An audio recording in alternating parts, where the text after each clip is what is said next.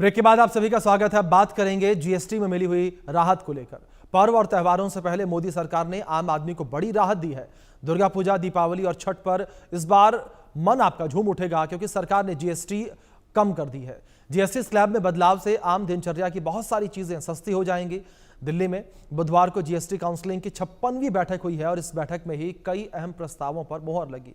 बता दें कि अब सिर्फ 2 जीएसटी स्लैब होंगे, 5 और 18, और जीएसटी स्लैब 12% और 28% को समाप्त कर दिया गया है। इन स्लैब में अधिकांश जरूरी चीजें शामिल की गई हैं, जिसमें विलासिता और हानिकारक वस्तुओं के लिए एक अलग स्लैब तैयार किया गया है जो कि 40% का है। पूरे देश में जीएसटी में बदलाव का फैसला 22 सितंबर से लागू होगा, यानी कि 22 सितंबर से जीएसटी का जो फैसला लिया गया है वो लागू किया जाएगा। इस बीच एक बड़ी खबर भी आप तक पहुंचा दें। जीएसटी के दरों में हुए बदलाव पर बीजेपी का बयान सामने आया। मोदी सरकार ने लोगों को तोहफा दिया है, बीजेपी का कहना है ये। और जीएसटी सुधार से पूरे देश में खुशी है। रोटी, कपड़ा और मकान सब सस्ता हुआ। कांग्रेस सरकार में चॉकलेट पर भी टैक्स लगाया जाता था और निजी स्वास्थ्य बीमा पर भी अब कोई टैक्स नहीं होगा। यह बड़ी खबर है जो सामने आ रही है। जीएसटी दरों में हुए बदलाव पर बीजेपी का यह बयान सामने आया है। जीएसटी सुधार से पूरे देश में खुशी है, ये बड़ी खबर निकलकर सामने आई है। रोटी, कपड़ा और मकान सब सस्ता हो जाएगा। निजी स्वास्थ्य बीमा पर अब कोई भी टैक्स नहीं लगेगा। ये बड़ी खबर है। ये हमारी आम जिंदगी को बदलता है। ये केवल एक रिफॉर्म्स नहीं है। रिफॉर्म तो एक अंग्रेजी शब्द है। ये खुशियों का बयार है। ये एक बहुत बड़ी चेंज है और मुझे लगता है जिन लोगों को ये असंभव लगता था कि कभी हम जीएसटी ला पाएंगे, उनके लिए भी ये सोचने का विषय है। और जो लोग रह रहे के, मैं अंत में कहना चाहूंगा, जो लोग रह रहे के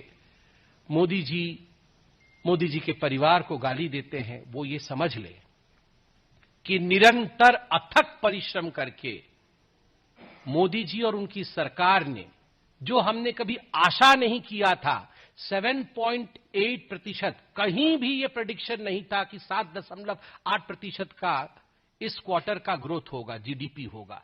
7.8% का ग्रोथ रेट रहा। किसी ने नहीं सोचा था कि 17.5 वर्ष के हाईएस्ट पेडेस्टल पे हम मैन्युफैक्चरिंग पे खड़े होंगे। आज हम खड़े हैं। किसी ने नहीं सोचा था कि जो कंज्यूमर प्राइस इन्फ्लेशन है वो सबसे कम होगा और वो आज 1.5% पे है। वो इन्फ्लेशन 8 साल में सबसे कम है। किसी ने नहीं सोचा था कि हम फास्टेस्ट मूविंग मेजर इकोनॉमी होंगे। आज हम फास्टेस्ट मूविंग मेजर इकोनॉमी है, 5th लार्जेस्ट इकोनॉमी है, 5th लार्जेस्ट स्टॉक मार्केट है और 3rd लार्जेस्ट स्टार्टअप इकोसिस्टम है।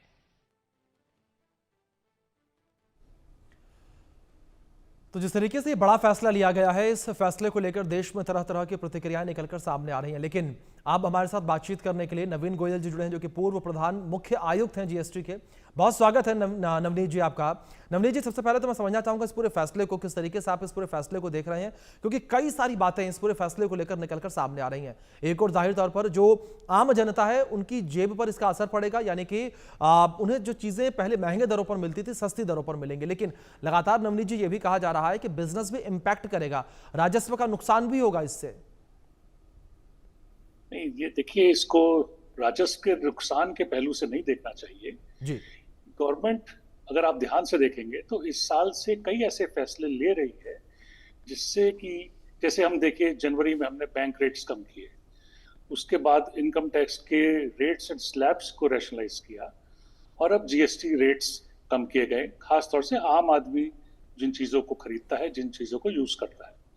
तो ये सब चीज दिखा रहा है कि गवर्नमेंट एक पॉलिसी अपना रही है कि आम आदमी की जेब में पैसा है, उस पैसे को वो खर्च करे और उस खर्चे से हमारे बिजनेसेस और हमारी इकोनॉमी में रफ्तार है जी। तो इसको हमको रेवेन्यू लॉस की तरह से नहीं देखना चाहिए जी। आज भी हमारे बहुत बड़े सेक्टर हैं जो इनफॉर्मल सेक्टर में है और फॉर्मलाइज नहीं है। तो ये सारा जब फॉर्मलाइज होगा, जब ये रेवेन्यू स्ट्रीम में आएंगे, तो टैक्स का उतना नुकसान नहीं होगा, बल्कि टैक्स अच्छा मिलना शुरू होगा और हमारे जो ट्रेडर्स हैं, हमारे जो साइड लाइंस में बैठे हुए इंडस्ट्रियलिस्ट हैं, वो मेन स्ट्रीम में आएंगे। तो ये उस तरफ एक कदम है सोसाइटी इकोनॉमी को फॉर्मलाइज करने का। जी। नवनीत जी, दूसरी ओर जिस तरीके से लगातार ये भी कहा जा रहा है कि कुछ चीज़ें ऐसी भी हैं जो कि पहले पुराने वाले जो 12% का स्लैब जो अभी भी चल रहा है, जो 22 तारीख से ख़त्म हो जाएगा, उसमें थी, वो उससे हटकर 18% पर चली गई हैं। तो ऐसे में कहीं ना कहीं जहां राहत दी गई है तो थोड़ी बहुत लोगों को दिक्कत परेशानी भी होती नजर आएगी, कुछ चीज़ें महंगी भी होंगी। नहीं, देखिए, बेसिकली जो आम आदमी जिस चीजों को इस्तेमाल कर रहा है जी उसको 5% पे लाया गया है। जी और जनरल रेट अभी भी 18% है जीएसटी का, ये हमको समझना होगा। जी जिसमें ऑलमोस्ट 70-75% जो हमारा टैक्स है वो 18% पे आएगा। जी तो कुछ चीजें जो ऐसी थी जो 12% पे थी, और उनको देखिए, हर चीज तो 5 पे नहीं आ सकती है। जी वो जी तो पहले से अनाउंसमेंट था कि सिर्फ जो आम रोजमर्रा के यूज की चीजें हैं वो आएंगी। तो बाकी चीजों को जो स्टैंडर्ड रेट है 18% पे ले जाया गया है। जी। दूसरी ओर नवनीत जी, मैं आपसे ये भी समझना चाहूँगा कि ये फैसला किस तरीके से हमारी इकोनॉमी को इम्पैक्ट करेगा, क्योंकि लगातार ये भी कहा जा रहा है कि इस फैसले के आधार पर हमारी इकोनॉमी जो है वो भी बूस्ट होती नजर आएगी। देखिए, इकोनॉमी में ये जो चेंजेस हैं, इसमें काफी सेक्टर्स को टारगेट किया गया है।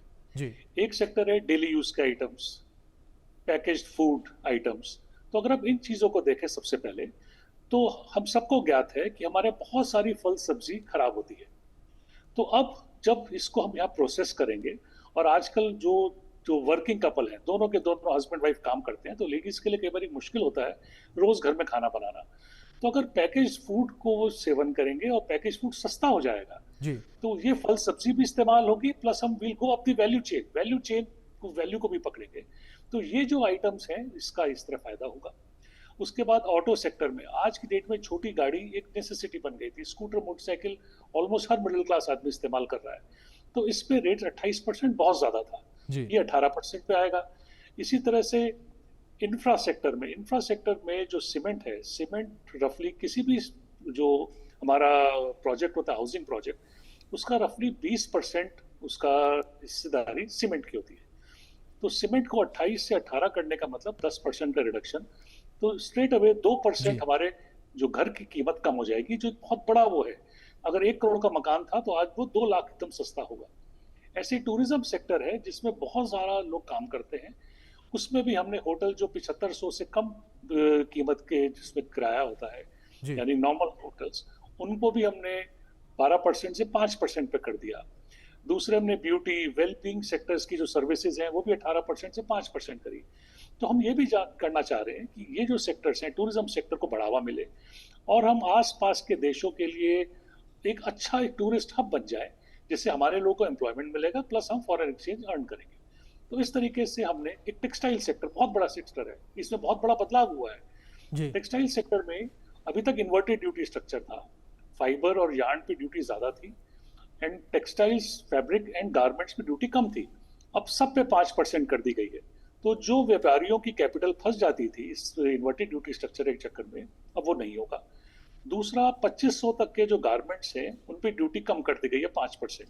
जी ये वो गारमेंट्स, अधिकांश गारमेंट जो इवन अपर मिडिल क्लास तक पहने जाते हैं। तो इसमें कहीं ना कहीं हम चाह रहे हैं कि जो आम रोजमर्रा के पहनने वाले कपड़े हैं वो सस्ते हो जाए। तो इससे भी टेक्सटाइल सेक्टर को बढ़ावा मिलेगा। इस तरह बहुत सेक्टर्स को बड़ा देख समझ करके ये डिसीजन लिए गए। जी नवनीत जी, दूसरी ओर 40% सिन टैक्स का नया प्रावधान लाया गया है। इस सिन टैक्स को मैं आपसे समझना चाहूंगा कि किस तरीके से काम करेगा और कैसे ये आम जनता के ऊपर इम्पैक्ट करेगा। देखिए, सिन टैक्स जो है वो बेसिकली पान मसाला, गुटखा, सिगरेट्स, मैन्युफैक्चर्ड टबैको, इन आइटम्स पे है। जी ये आइटम्स सोसाइटी भी डिस्करेज करना चाह रही है, क्योंकि जी हम देखते हैं काफी बच्चों को खा करके या काफी लोग खा के अपनी हेल्थ खराब कर लेते हैं। तो इसलिए इस टैक्स को बढ़ाया गया है जी और इसको 40% रखा गया है। तो इसको रेवेन्यू भी थोड़ा सा आएगा हमारे पास अनडाउटेडली, जी बट ये सिन टैक्स है। दूसरा जो 40% पे कैटेगरी रखी गई है वो अल्ट्रा लग्जरी गुड्स, बहुत बड़ी बड़ी गाड़ियां या बहुत बड़ी मोटरसाइकिल्स, उनको इसलिए रखा गया है कि वो एक लग्जरी आइटम्स है। जो आदमी आज 2 लाख रुपए की मोटरसाइकिल खरीद सकता है या 1 करोड़ की गाड़ी खरीद सकता है, तो वो शायद इस नेशन बिल्डिंग के लिए थोड़ा सा पैसा एक्स्ट्रा दे सकता है। जी क्योंकि ये जो टैक्स आता है फाइनली, यही टैक्स हमारी नेशन बिल्डिंग के लिए इस्तेमाल होता है। इसी से सड़कें बनती हैं, इसी से ब्रिजेस बनती हैं, इससे जो सेना हमारी बॉर्डर पे है उसके लिए हथियार आते हैं। तो अगर ये सेक्टर, लग्जरी सेक्टर, इसके थोड़ा कंट्रीब्यूट ज्यादा करेगा, तो इसमें मेरे ख्याल से कोई बुराई नहीं है। जी दूसरी ओर जिस तरीके से एक नया ढांचा ये इंट्रोड्यूस किया गया है नवनीत जी, इस बीच लगातार ये भी कहा जा रहा है कि जो राजस्व का बंटवारा है, क्या आपको लगता है कि इस राजस्व के बंटवारे में केंद्र और राज्य सरकारों में कोई मतभेद अब देखने को मिलेंगे? नहीं, देखिए, कुछ राज्य सरकारों का ये व्यू था कि अगर टैक्सेस कम किए जा रहे हैं जी तो उनका जो रेवेन्यू लॉस हो रहा है जी उसको कॉम्पेंसेट किया जाए। जी लेकिन इसमें फाइनेंस मिनिस्ट्री मैडम ने कल अपना जो शाम को प्रेस कॉन्फ्रेंस हुई रात को, उसमें बड़ा क्लियर किया कि इसमें स्टेट और सेंटर दोनों पार्टनर्स हैं, दोनों भागीदार हैं। जी तो ये समझना कि रेवेन्यू लॉस सेंटर स्टेट्स को देगा, ये गलत हुआ। जो भी रेवेन्यू लॉस होगा, अगर होगा तो पहली बात तो हो सकता है ना हो सकता है हमारा बहुत सेक्टर फॉर्मलाइज हो जाए और रेवेन्यू लॉस उतना ना हो जितना प्रोजेक्ट हो रहा है, तो कोई ज्यादा घबराने की बात नहीं है। और अगर होता भी है तो सब मिलकर बांटेंगे। तो इसलिए ये सारा, ये थोड़ा सा इनिशियली शायद लगा, शायद मैं देखो प्राइवेट तो नहीं हूँ डिस्कशंस में क्या हुआ, लेकिन मुद्दा सामने आया था, लेकिन इसको आई थिंक ठीक तरीके से सॉल्व कर लिया गया है। जी नवनीत जी, दूसरी ओर अगर बात यहाँ पर की जाए 5% और 18% के स्लैब में, तो इस स्लैब पर टिके रहने की कितनी संभावनाएं हैं, या आगे चलकर हमें कोई और बदलाव जो है वो देखने को मिल सकते हैं? नहीं, देखिए, अब हम इस स्टेज पे आ चुके हैं कि 18% एक स्टैंडर्ड रेट रहेगा जी जो अधिकांश चीजों पे रहेगा। जी लेकिन जो प्रायोरिटी आइटम्स हैं, जो खाने पीने की चीजें हैं या जो मेडिसिन हैं, इस चीजों पे थोड़ा कम रेट होना चाहिए। अभी भी हमारा एक काफी गरीब देश है, मध्यम इनकम का देश है, तो हर चीज पे हम 18% टैक्स लगाएं वो पॉसिबल नहीं है। इसलिए कुछ प्रायोरिटी एरियाज पे उन पे टैक्स कम किया गया है, जैसे जी टेक्सटाइल्स पे 5% कर दिया, एग्रीकल्चर रिलेटेड जो मशीनरीज है, एग्रीकल्चर रिलेटेड आइटम्स हैं उस पर कम है। पैकेज फूड को क्योंकि हम इनकरेज करना चाह रहे हैं, जैसा मैंने कहा हमारे बहुत फल सब्जी वेस्ट होती है, वो यूज भी हो जाएगी, will also go up the value chain, और कल इस चीज को हो सकता है हम अपने एक्सपोर्ट के लिए भी इस्तेमाल कर पाए। जी अगर हमारा लोकल मार्केट इतना बड़ा है, अगर हमारी इंडस्ट्री अच्छी परिपक्व हो जाएगी, तो कल ये हमारे लिए बहुत बड़ा एक्सपोर्ट मार्केट भी हो सकता है। तो इसलिए 5% और 18% अब रहेंगे। दूसरी ओर नवनीत जी, अगर बात जीएसटी को लेकर की जाए, तो जीएसटी को आए हुए करीब करीब 8 साल का वक्त बीत चुका है। क्या आपको लगता है कि जीएसटी अब स्थिर हो चुकी है? क्योंकि जब तक ये रिफॉर्म हमें देखने को नहीं मिला था, तब तक लगातार ये कहा जा रहा था कि जीएसटी अभी भी अस्थिर है, बदलाव की मांग लंबे समय से की जा रही थी, और अब ये बड़ा बदलाव देखने को मिला। देखिए, जीएसटी के पूरे टैक्स सिस्टम के दो पहलू हैं। जी एक तो है रेट्स। जी रेट्स मेरे ख्याल से अब स्टेबल हो गए हैं। 5 और 18 मेन रेट रहेगा, और 40% रेट कुछ छोटे मोटे आइटम्स पे, और जो जैसे गोल्ड वगैरह पे थोड़ा कम रेट है, वो कुछ बहुत मिनिमल आइटम्स पे। जी तो 5 और 18 तो मेरे ख्याल से अब स्टेबल हो गया है for a long time to come. अब नेक्स्ट आता है प्रोसीजर। प्रोसीजर स्टार्ट होता है जब आदमी रजिस्ट्रेशन के लिए हमारे पास आता है। जी रजिस्ट्रेशन की प्रक्रिया को भी सरल करने की बात की गई है, क्योंकि ये देखा गया था कि आदमी रजिस्ट्रेशन के लिए अप्लाई करता है और किसी ना किसी बात पर रिजेक्ट हो जाता है या वो घूमता रहता है। तो अब ये गवर्नमेंट ने कहा है कि जो रिस्क फ्री सेक्टर है, जिसपे ज्यादा रिस्क नहीं है, उसका रजिस्ट्रेशन जल्दी कर दिया जाएगा, और बाकियों का भी रजिस्ट्रेशन जल्दी होगा। रजिस्ट्रेशन के बाद आदमी रिटर्न फाइल करता है। रिटर्न प्रक्रिया को भी अब एक सिंपल किया जा रहा है कि आदमी पहले अपनी सारी इनपुट इनवॉइसेस के डिटेल डाले, फिर आउटपुट इनवॉइसेस के डिटेल डाले। बहुत बड़ा तो ये कंप्लायंस बर्डन हो रहा था।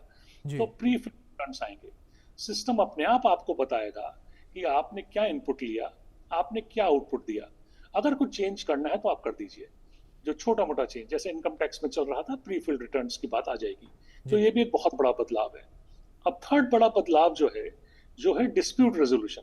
आदमी ने अपना एक डाल दिया रिटर्न, लेकिन गवर्नमेंट ऑफिसर समझता है कि नहीं ये गलत रिटर्न है, या इसमें कुछ कम ज्यादा हो रहा है, तो फिर वो नोटिस देता है और नोटिस की प्रक्रिया के आगे चलती है।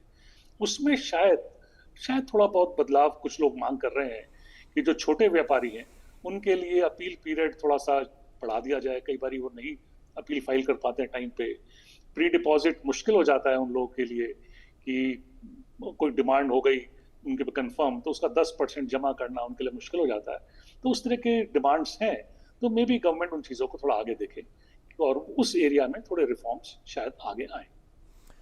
नवनीत जी, दूसरी ओर एक मुद्दा और इस वक्त उठता नजर आ रहा है, वो है one nation one tax target का। जिस तरीके से सरकार ने वन नेशन वन टैक्स का टारगेट जो है वो दिया था, क्या आपको लगता है कि वन नेशन वन टैक्स का जो टारगेट है वो हम अचीव करते हुए नजर आ रहे हैं? देखिए, वन नेशन वन टैक्स तो ठीक है, ये टारगेट मेरे समझ में नहीं आया आप क्या बोलना चाह रहे हैं। वन नेशन, इस वक्त दो टैक्स तो चल रहा है, 5 और 18। लेकिन वन नेशन वन टैक्स का टारगेट मेरे क्वेश्चन समझ में नहीं आया। नवनीत जी, मेरे कहने का मतलब यह है कि जिस तरीके से सरकार ने लक्ष्य रखा था कि हम एक देश और एक कर की नीति लेकर आएंगे, लेकिन दूसरी ओर लगातार इस नीति पर भी सवाल उठते नजर आ रहे हैं। क्योंकि अगर मैं सबसे बड़ा एग्जाम्पल यहाँ पर पेट्रोल डीजल के दामों का दे दूं, जो राज्य सरकारें हैं उनकी भी अपनी मनमानी देखने को मिलती है, या मनमानी कहें या मजबूरी भी कह सकते हैं। क्योंकि अगर पेट्रोल और डीजल से टैक्स आता है, सर आपको भी पता होगा कि राजस्व का कितना बड़ा नुकसान राज्य सरकारों को होगा। नहीं, बिल्कुल सही बात है। देखिए, इस वक्त जीएसटी के अलावा भी कुछ टैक्सेस हैं, जैसे आपने बताया पेट्रोल डीजल पे टैक्स है, लैंड रजिस्ट्री पे टैक्स है। आज अब नया प्रोजेक्ट स्टार्ट करते हैं तो कुछ स्टेट्स में 12% तक रजिस्ट्री चार्जेस हैं और वो अबेट नहीं होते हैं। तो उसके बाद आदमी कंस्ट्रक्शन करता है, तो कंस्ट्रक्शन पे जो बिल्डिंग बनाता है उस पे जो इनपुट्स हैं उसका उसको रिफंड नहीं मिलता, वो अबेटमेंट नहीं मिलता, आईटीसी नहीं मिलता। ऐसे ही जो जब ट्रक्स उसके चलते हैं सामान को लाने के लिए या ले जाने के लिए, उसमें जो डीजल पड़ता है उस डीजल पे बहुत बड़ा टैक्स कंपोनेंट है जो नहीं मिलता। तो ये कहीं ना कहीं हमारी इकोनॉमी को एक हाई कॉस्ट इकोनॉमी बना रहा है और हमको स्टेप्स लेने पड़ेंगे कि इन सब का अबेटमेंट हमारे बिजनेसेस को मिले, जिससे कि तभी हमारी पूरी इकोनॉमी एक लो कॉस्ट इकोनॉमी बनेगी और बाहर बाकी देशों से कम्पीट कर पाएगी। तो इस तरफ हमको डेफिनेटली आगे जाना चाहिए। अब देखें कब तक होता है। सर, दूसरी ओर क्या आपको लगता है कि आने वाले समय में ऐसा होता हुआ नजर आ सकता है कि जिस तरीके से पेट्रोल और डीजल को लेकर हमने बात की ही है, तो पेट्रोल और डीजल जो है वो भी जीएसटी के दायरे में आ सकते हैं? क्योंकि अरुण जेटली जी का मुझे स्टेटमेंट याद है, उन्होंने जब जीएसटी नहीं आया था, जब जीएसटी को लाने की बातें चल रही थी, जब मोदी गवर्नमेंट आई थी, तो उन्होंने कहा था कि हमारा ये बहुत बड़ा एक लक्ष्य है कि हम पेट्रोल डीजल को भी जीएसटी के दायरे में लेकर आए, ताकि जो देश की जनता है उनके ऊपर जो बोझ पड़ रहा है वो बोझ कम किया जा सके। देखिए, जीएसटी का बेसिक पर्पस ये है कि टैक्स ऑन टैक्स ना हो।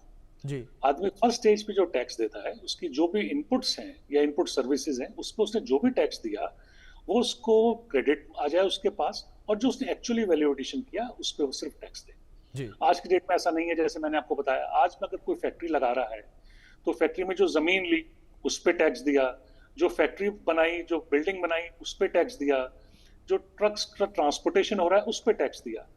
तो ये सब वापस होना चाहिए। एटलीस्ट डीजल या एयरक्राफ्ट फ्यूल जो बेसिकली ट्रांसपोर्टेशन और इंडस्ट्रियल सेक्टर में चल रहा है, मेरे को लगता है वो अगर हम लोग सब मिलकर कोशिश करेंगे तो जल्दी आ जाएगा। स्टेट गवर्नमेंट्स को कहीं ना कहीं लगता है कि उनका रेवेन्यू लॉस होगा इन सब में, और कहीं ना कहीं उनकी इंडिपेंडेंस खत्म हो जाएगी कि दे आर ए सवरीन गवर्नमेंट। उनको लगता है कि हमारे अपने हित में है कि हम क्या टैक्स लगाएं।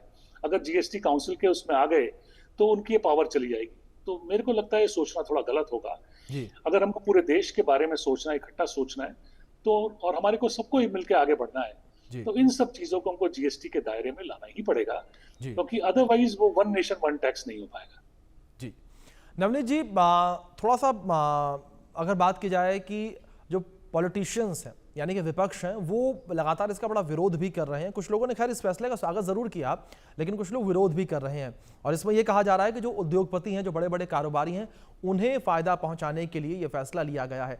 नवनीत जी, मैं आपसे समझना चाहूंगा कि इससे आम जनता को, जो मध्यम वर्गीय परिवार हैं, जो निचले वर्गीय परिवार हैं, उन्हें फायदा होगा या उद्योगपतियों को ज्यादा फायदा होगा? देखिए, अगर हम देखें किस चीज पे आइटम्स पे टैक्स कम हुआ है, तो सारे आइटम्स क्या हैं? Package food item, daily use item, छोटी गाड़ियां, मेडिसिन, कपड़े, 2500 रुपए तक के कपड़े या जूते, एग्रीकल्चरल इंप्लीमेंट्स।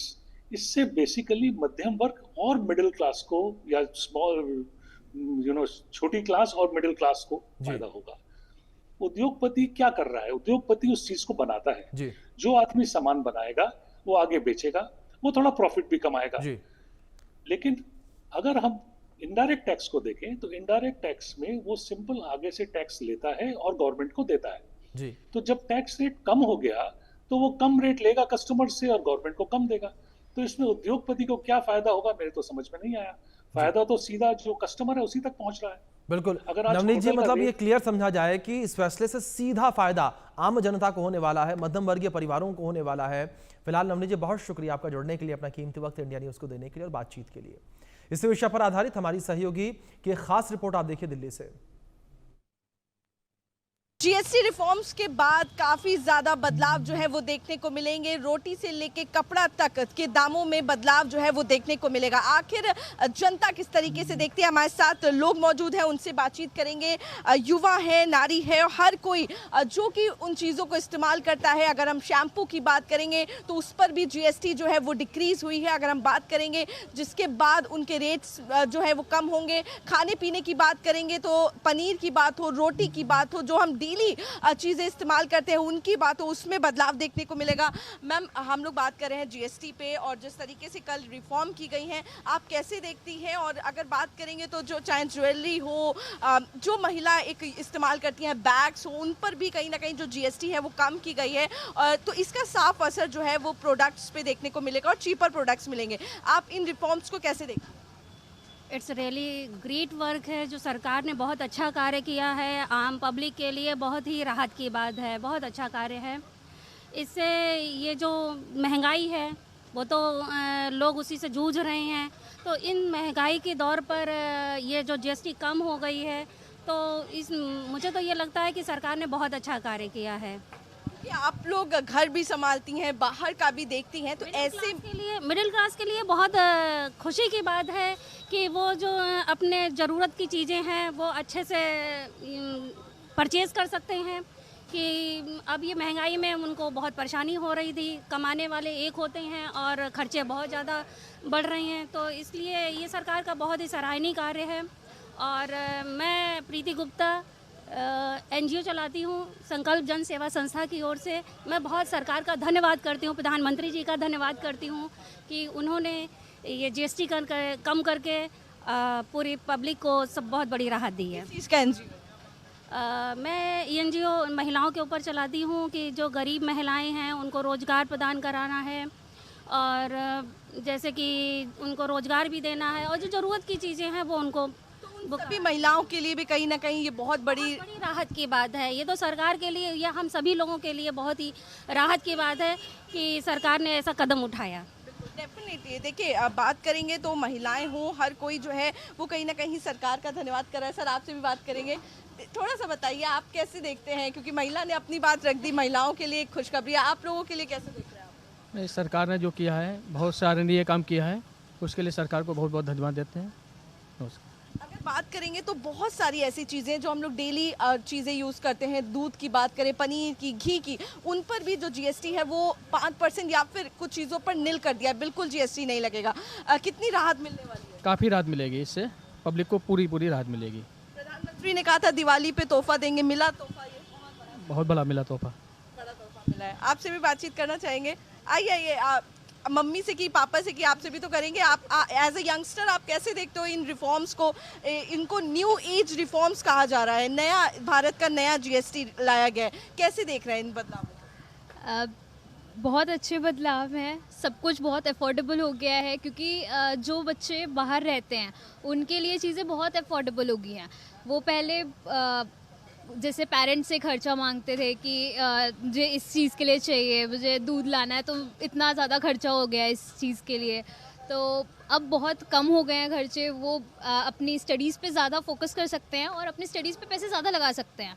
दिन जो उनके डेली के लिए सामान जो लेकर आते थे वो उस पर वो ज़्यादा पैसे लगाते थे पहले। तो पार्टी करने के लिए जो पॉकेट मनी मिलती है वो भी बच जाया करेगी।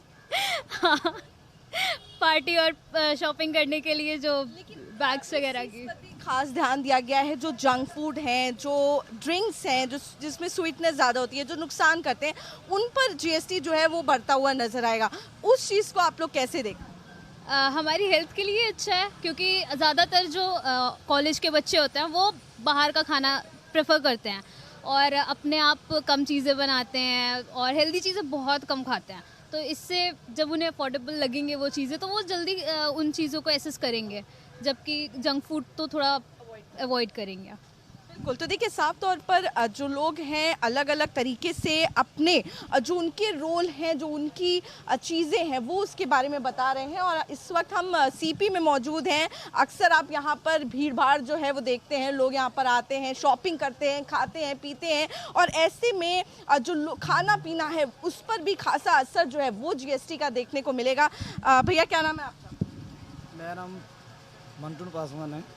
भैया जीएसटी जिस तरीके से बदलाव किए गए हैं, 5% से नील कर दिया है कुछ चीज़ों पे, दूध हो, कई सारी चीज़ें हैं, और वहीं अगर बात करेंगे जो 18% लगता था जीएसटी वो भी कम कर दिया, तो अब 2 कैटेगरी रह गई हैं। आप लोग कैसे देख रहे हैं, आप लोगों को कितनी राहत मिली है?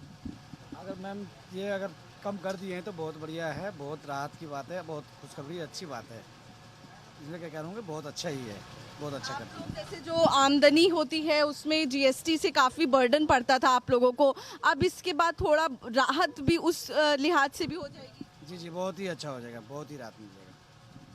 तो देखिए साफ तौर पर एक दुकानदार के लिए भी ये बड़ी राहत है, क्योंकि जो खाने पीने की चीज़ें हैं, या फिर हम बात करेंगे रॉ मटेरियल की, जब रॉ मटेरियल सस्ता होगा तो उसके बाद जो उससे बनने वाली चीज़ें हैं उनके भी दामों में बदलाव जो है वो देखने को मिलेगा। मैं आरजू सेठ, कैमरा पर्सन अंकुश के साथ, India news, news x, Delhi.